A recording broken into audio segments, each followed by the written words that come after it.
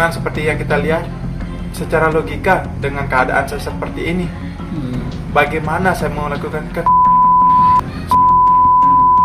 sedangkan Tiang tidak bisa benar-benar buka celana, buka baju.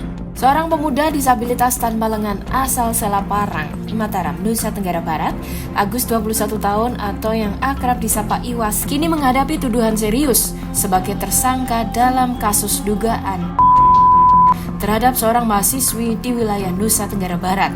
Kasus ini menjadi perhatian publik karena kondisi fisik Agus yang memunculkan tanda tanya besar tentang kebenaran kronologi yang disampaikan oleh pihak korban dan pihak tersangka.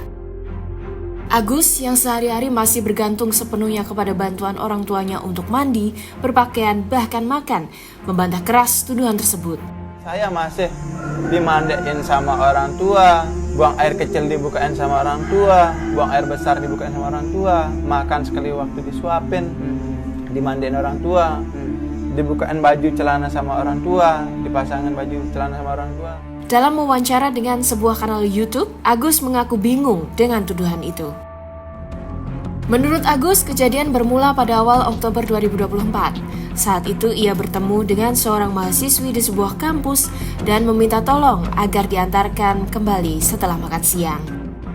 Karena merasa lelah berjalan, ia menerima tawaran mahasiswi tersebut untuk membonceng motor. Namun perjalanan yang awalnya hanya menuju kampus berubah menjadi perjalanan berkeliling hingga ke kawasan Islamic Center. Tak lama kemudian, Agus dibawa ke sebuah penginapan di sekitar Udayana.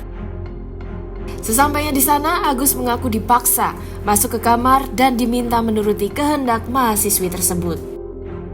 Ia mengaku hanya mengikuti permintaan mahasiswi tersebut karena merasa tertekan.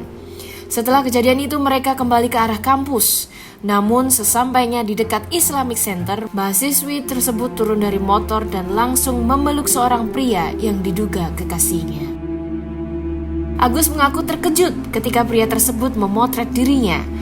Tak berselang lama, foto Agus tersebar di media sosial disertai tuduhan bahwa ia telah melakukan Kasus ini kemudian dilaporkan ke Polresta Mataram.